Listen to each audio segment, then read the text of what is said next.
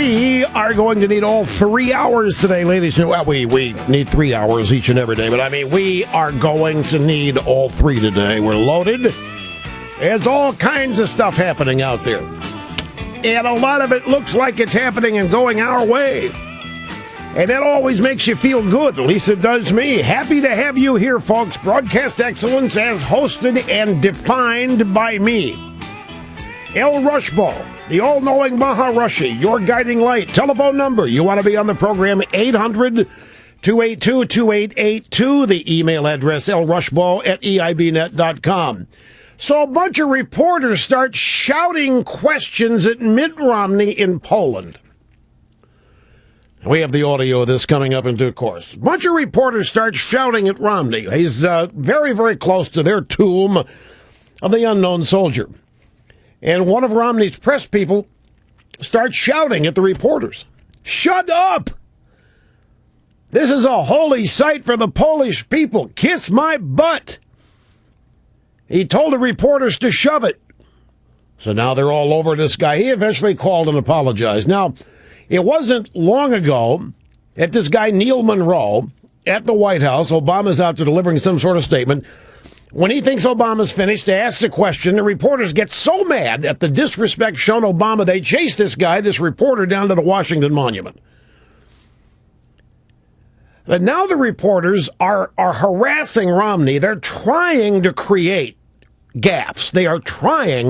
They're working on behalf of Barack Obama. They are attempting to carry forth the meme that Romney's foreign trip is a disaster, that it's one gaffe after another. They are trying to do this in the mainstream media.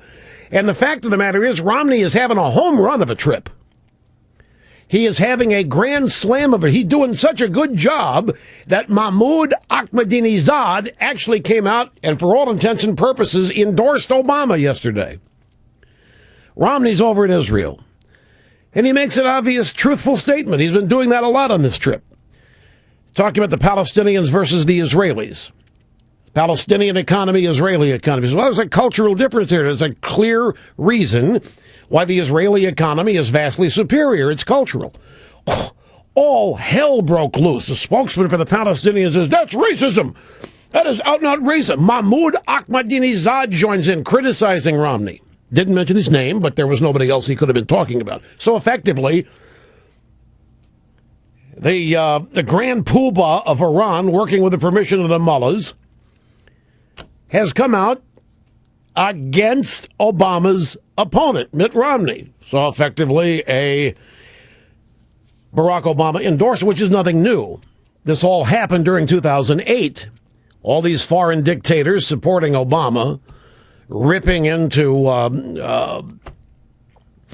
McCain and so forth, and it was tantamount to you couldn't tell the difference. Mahmoud Ahmadinejad would criticize America. You listen to a Democrat criticize America, it sounded the same.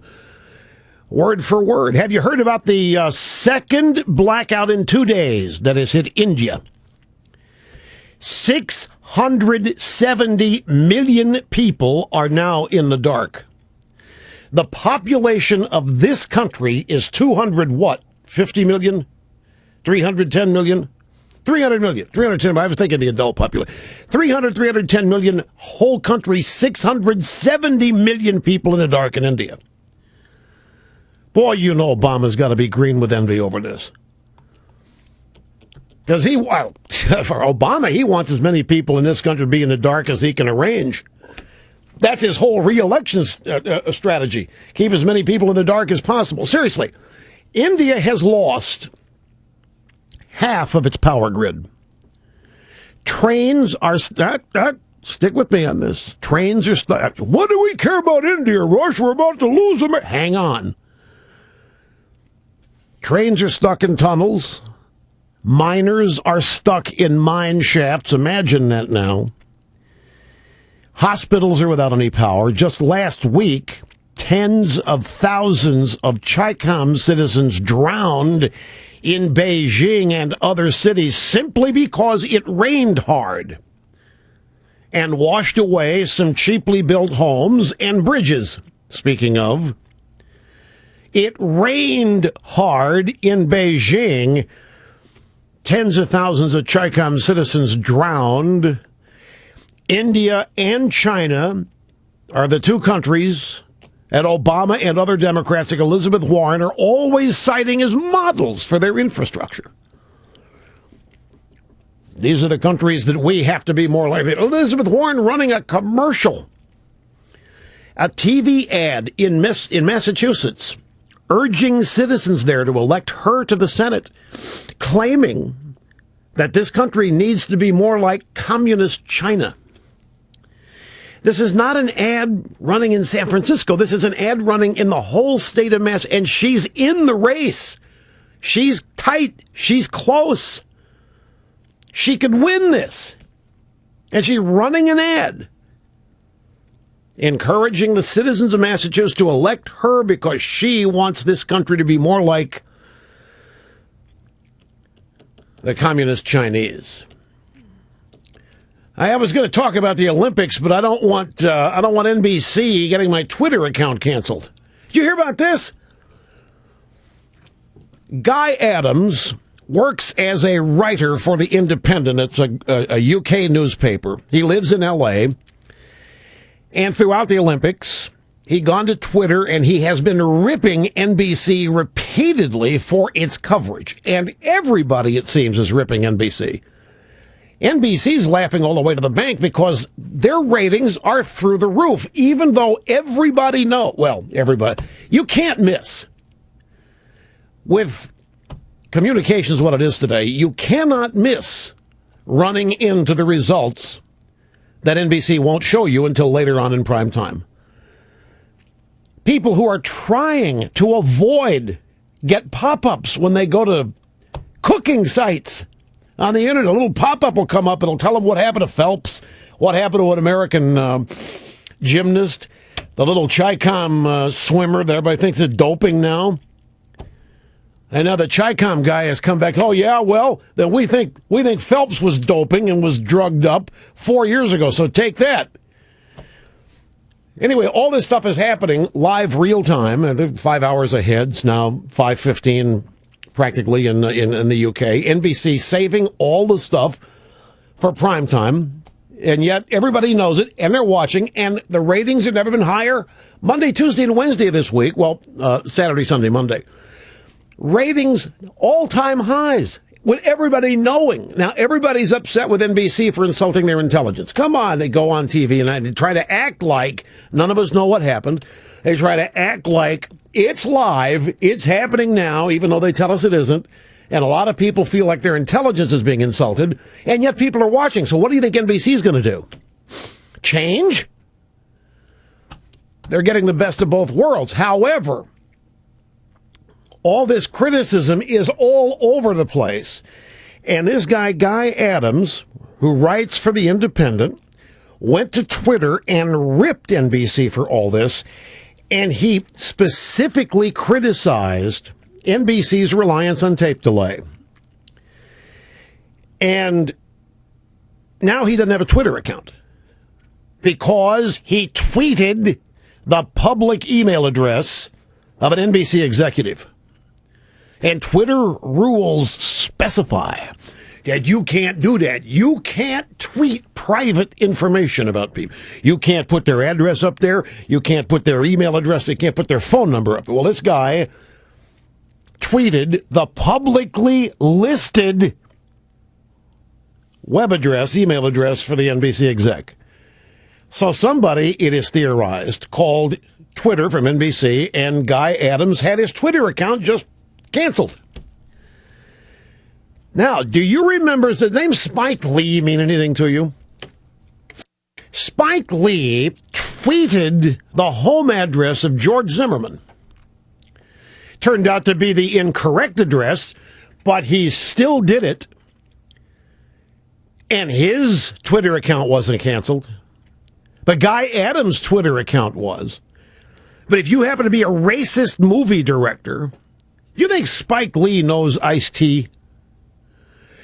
You think Spike Lee and Ice-T are buddies? That's a pretty good bet, right? Spike Lee. So if you're a racist movie director who tweets the incorrect home address of George Zimmerman, an action that results in death threats. You get to keep your Twitter account.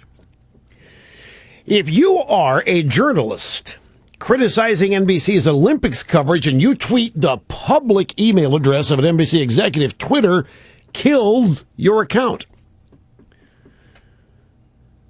I wonder if Twitter then calls Obama or calls the authorities. I wonder if Facebook calls the authority. I wonder if Google calls the authority. I wonder if Yahoo calls the authority, because all these people are in the Obama tank. That's right. Twitter giveth, Twitter taketh away. I'll probably lose my Twitter account now. What do you bet? By the end of the program, my Twitter account's gone. Oh, we got that. We also, the 100th birthday today of Milton Friedman. It might have been yesterday. Milton Friedman, some of you in this audience may not know. Milton Friedman, University of Chicago, a brilliant economist. He and his wife were a dynamo. They were a dynamic team. I had he in economics, free market, capitalism. Milton Friedman's a rock star. Milton Friedman should be the Bible for young people or anybody trying to understand capitalism and free markets. Back in, I think the year was 1995. Excuse me. Back in 1995, interviewed Milton Friedman for an issue of the Limbaugh letter. That's still the most widely read political newsletter in the country.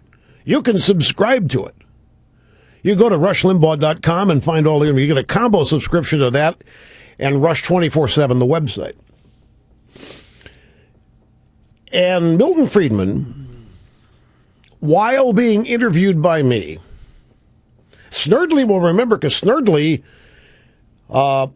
this is back in the days when Snerdley hung around to listen to the interviews taking place.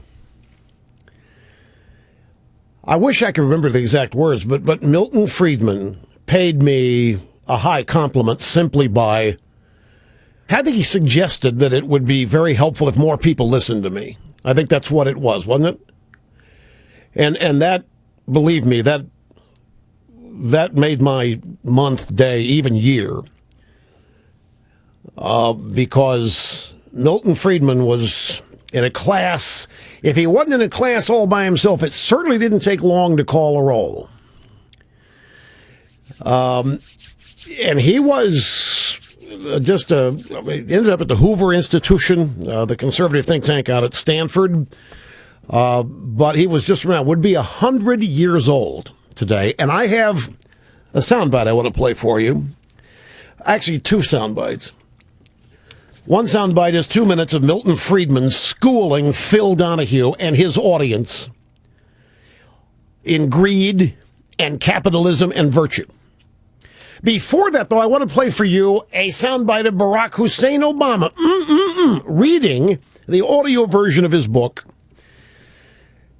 The Audacity of Hope. This is Obama talking about a sermon by Reverend Wright that moved him. It is this world, a world where cruise ships throw away more food in a day than most residents of Port-au-Prince see in a year, where white folks' greed runs a world in need, apartheid in one hemisphere, apathy in another hemisphere. That's the world on which hope sits. He was quoting Reverend Wright, and he said, that's for me, man. That's, I love that. White folks' greed runs a world in need. So let's go to 1979. Ancient times for many of you. We may as well be going back to the Roman Colosseum for this. 1979, I was 28. Ancient times for many of you. Phil Donahue interviewing Milton Friedman, and they had this exchange, and Donahue starts off wanting to know about greed and capitalism. Here it is, and listen to this. When you see around the globe the maldistribution of wealth, the desperate plight of millions of people in underdeveloped countries, when you see so few haves and so many have-nots, when you see the greed and the concentration of power, Did you ever have a moment of doubt about capitalism and whether greed's a good idea to run on? Well, first of all, tell me, is there some society you know that doesn't run on greed? You think Russia doesn't run on greed? You think China doesn't run on greed? What is greed? Of course, none of us are greedy. It's only the other fellow who's greedy. The world runs on individuals pursuing their separate interests. The great achievements of civilization have not come from government bureaus. Einstein didn't construct his theory under order from a bureaucrat. Henry Ford didn't revolutionize the automobile industry that way. In the only cases in which the masses have escaped from the kind of grinding poverty you're talking about, the only cases in recorded history are where they have had capitalism and largely free trade. If you want to know where the masses are worst off, it's exactly in the kinds of societies that depart from that. So that the record of history is absolutely crystal clear that there is no alternative way so far discovered of improving the lot of the ordinary people that can hold a candle to the productive activities that are unleashed by a free enterprise system. But it seems to reward not virtue as much as ability to manipulate the system. And what does reward virtue? You think the communist commissar rewards virtue? You think a Hitler rewards virtue? Do you think American presidents reward virtue? Do they choose their appointees on the basis of the virtue of the people appointed or on the basis of their political clout? Is it really true that political self-interest is nobler somehow than economic self-interest? You know, I think you're taking a lot of things for granted. And just tell me where in the world you find these angels who are going to organize society for us. Well, I don't even trust you to do that. Milton Friedman back in 1979 schooling Phil Donahue and everybody else who heard that on the notions of virtue and greed and just basically upsetting Phil's apple cart. Phil didn't have smart enough to know it was happening. He's still running around lamenting the accident of birth.